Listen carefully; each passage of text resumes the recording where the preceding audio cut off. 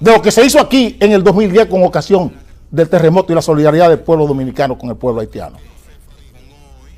Eso está de voz en cuello. Donde quiera sale esa cháchara. Pregunten, ¿qué hizo Haití cuando el ciclón de San Zenón? ¿Qué hizo Haití cuando el ciclón de San Zenón, el día 5 de septiembre de 1930? Las primeras aeronaves que llegaron a este país cargadas de ayuda para la República Dominicana llegaron aquí la madrugada del 5 de septiembre de 1930. Eran haitianas. 7 aviones haitianos descargaron ayudas.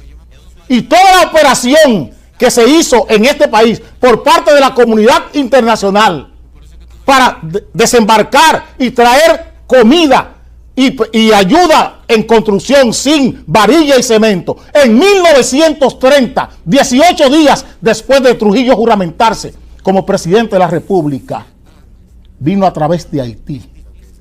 Y los haitianos no hablan de eso, ni están repitiendo eso todos los días. Los haitianos no están diciendo eso. Lo estoy diciendo yo hoy. Lo estoy diciendo yo hoy. Porque aquí se está editando la historia. Aquí lo que han hecho estos bandidos, Leonel, Danilo y Luis e Hipólito, es querer editar esta historia. 1930. Este país no tenía un aeropuerto, no tenía lugar ni muelle donde desembarcar un barco grande. Todos desembarcaron en Haití.